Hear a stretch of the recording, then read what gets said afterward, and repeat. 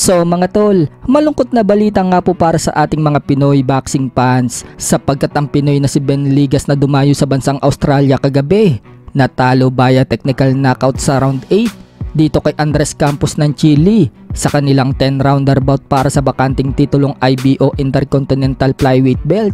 3 beses nga pong pinabagsak ni Andres Campos ang Pinoy, 2 sa round 7 at 1 sa round 8. Puro body shot nga po ang nagpatumba sa Pinoy. Sa una at pangalawang bagsak ng Pinoy, nakatayo pa ito. Subalit sa pangatlong bagsak niya, hindi na nagawang bumangon pa ng Pinoy. Dahil dyan mga tol, nasungkit ni Andres Campos ang titulong IBO Intercontinental Flyweight Belt. Umabante na ang record niya sa 16 wins and only 1 loss with 5 knockouts. Ang nag-iisang talo niya mga tol ay galing dito sa IBF World Flyweight Champion na si Sunny Edwards. Bumagsak naman po ang record ng Pinoy sa 15 wins, 4 losses and 2 draws with 9 knockouts.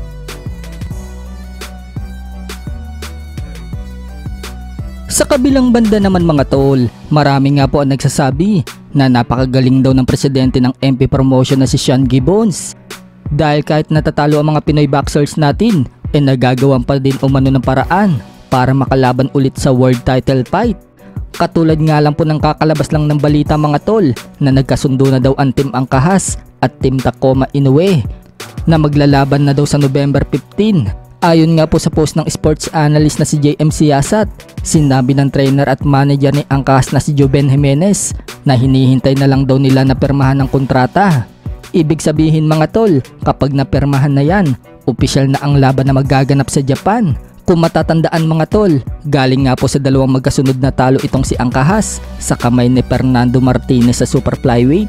Nagbalik nga po si Angkahas sa ibabaw ng ring nito lang June at naipanalo ang laban via technical knockout sa round 5 kontra kay Wilner Soto sa bantamweight division. At ngayon, mapapalaban na sa world title shot itong si Angkahas. Si Tacoma Inoue nga po ngayon ang may hawak ng WBA bantamweight world title. Bukod dyan mga tol, maging itong isa pa nating kababayan na si Vincent Astrolabio, muli ding mapapalaban sa world title. Matapos siyang manalo sa bansang Thailand nito lang nakalipas na 2 linggo kontra kay Nawapong kay Kana. At nasungkit niya ang title eliminator sa WBC. Ginawa na nga pong mandatory si Astrolabio mga tol ng WBC. So ibig sabihin lang yan mga tol, siya na ang lalaban dito kay Alexandro Santiago, nakasalukuyang kampiyon ng WBC Bantam. Kung matatandaan mga tol, galing nga din po sa talo itong si Astrolabio sa kamay ni Jason Moloney. Bigo nga po masungkit ng Pinoy ang WBO na nakataya sa laban. Kinailangan lang din na Astrolabio ng isang panalo at world title na din agad ang sunod na laban niya.